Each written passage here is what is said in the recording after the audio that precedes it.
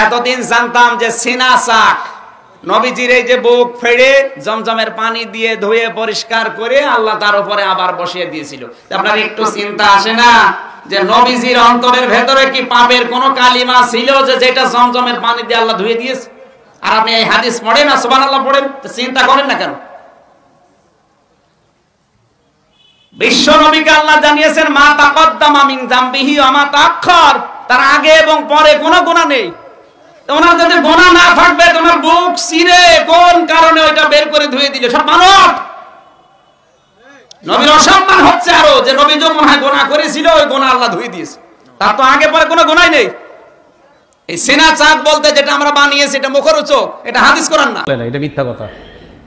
এই ভাই হলেন আহলে কোরআনের অনুসারী সম্ভবত। আমির হামজা নামক বক্তা বলেছে মেরাজে তার রাসূল সাল্লাল্লাহু আলাইহি ওয়াসাল্লাম সিনা চাক করা হয়নি, কারণ হিসেবে বলেছে রাসূল সাল্লাল্লাহু আলাইহি ওয়াসাল্লামের কোনো গুনাহ নেই, তাই জমজমের পানি দিয়ে দৌত করার ঘটনা বানাওট। কথাটা কতটুকু সত্য? সিনা চাক তো গুনার জন্য হয়নি, এই কারণে বক্তা এটা বুঝতে পারে নাই। সিনা চাকের বিষয়টি অন্য, তবে দুইটি হাদিসই সহিহ।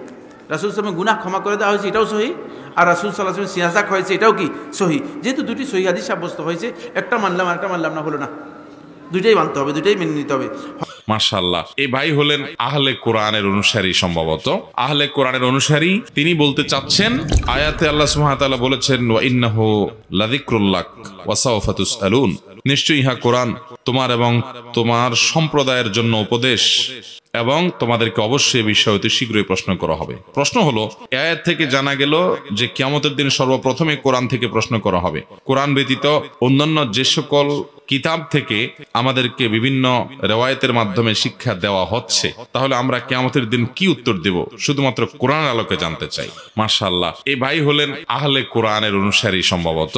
আহলে কোরআনের অনুসারী তিনি বলতে চাচ্ছেন যে কোরআন ছাড়া আরো যে বিভিন্ন কিতাব বুখারী, মুসলিম, তিরমিজি থেকে আমাদেরকে রেফারেন্স দিয়ে কথা বলা হয়, তাহলে আমাদের কি হবে? কিয়ামতের দিন নাকি সর্বপ্রথম আল্লাহ জিজ্ঞেস করবেন, অথচ আয়াতে সর্বপ্রথম আর সর্বশেষে কোনো কথা বলা হয় নাই। উনি নিজে থেকে এটা বুঝলেন। ভাইরা আমার, আমরা নবী করিম সাল্লাল্লাহু আলাইহি সাল্লামের হাদিস অনুযায়ী আমল করি, সেটা কোরআনেই আল্লাহ তাআলা আমাদেরকে আমল করতে বলেছেন। আল্লাহ বলেছেন মা আতাকুমুর রাসূলু ফাখুযুহু ওয়া মা নাহাকুম আনহু ফান্তাহু, তোমাদেরকে রাসূল যা দিয়েছেন সেটাকে আঁকড়ে ধরো। আল্লাহ কোরআনে বলেছেন আতিউল্লাহ ওয়া আতিউর, তোমরা আল্লাহর আনুগত্য করো এবং রাসূলের। কোরআনের যত জায়গায় আল্লাহ তার আনুগত্যের কথা বলেছেন, সব জায়গায় রাসূলের আনুগত্যের কথাও বলেছেন। সুবহানাল্লাহ। এখান থেকে বোঝা গেল যে নবী করিম সাল্লাল্লাহু আলাইহি সাল্লামের আদেশ নিষেধ মানাটা সেটা কোরআনেরই নির্দেশ। এবং কোরআনে কারীমে আল্লাহ বলেছেন, হে রাসূল, আপনার প্রতি এই জিকির, এই কোরআন নাজিল করা হয়েছে লিতুবাইয়িনা লাহুম মা নুযিলা ইলাইহিম, যেন মানুষদের সামনে আপনার কাছে যা নাজিল হয়েছে সেটা যেন আপনি ব্যাখ্যা করে দিতে পারেন। এই জন্য কোরআনের ব্যাখ্যা নবী সাল্লাল্লাহু আলাইহি সাল্লামকে করার দায়িত্ব আল্লাহ তাআলা দিয়েছেন। সেটা যদি কেউ না মানে, তাহলে কোরআনকে অস্বীকার করা হবে। ঠিক না বে ঠিক? ভাইরা আমার, কোরআনে কারীমে আল্লাহ তাআলা বলেছেন যে মাইয়ুতি'আর রাসূল ফাকাদ আতা আল্লাহ, নাকি আয়াতটা কি? মাইয়ুতি'আর রাসূল ফাকাদ, যে ব্যক্তি রাসূলের আনুগত্য করবে সে আল্লাহর আনুগত্য করলো। সুবহানাল্লাহ। তাহলে আল্লাহ তাআলা নিজে সার্টিফিকেট দিচ্ছেন, নবী সাল্লাল্লাহু আলাইহি ওয়াসাল্লাম আনুগত্য করলে সেটা কার আনুগত্য হবে? আল্লাহর আনুগত্য হবে। আমাদের বিভিন্ন এলাকাতে অনেক ভাই বের হইছেন, তারা বলে এই কোরআন দিয়ে আমি চলবো, হাদিস মানার দরকার নাই। কোরআন দিয়ে নামাজ পড়া তো দূরের কথা, আজানও দিতে পারবে না। আছে কোরআনের বিবরণ, ওযুটাও ভালো করে ক্লিয়ারলি কোরআন থেকে বের করতে পারবে না। কারণ কোরআন হলো পাইকারি কথা বলার জায়গা। আল্লাহ তাআলা কোরআন শুধু দেন নাই, যে আল্লাহ তাআলা কোরআন দিয়েছেন, কোরআন ব্যাখ্যা করার জন্য রাসূলও দিয়েছেন।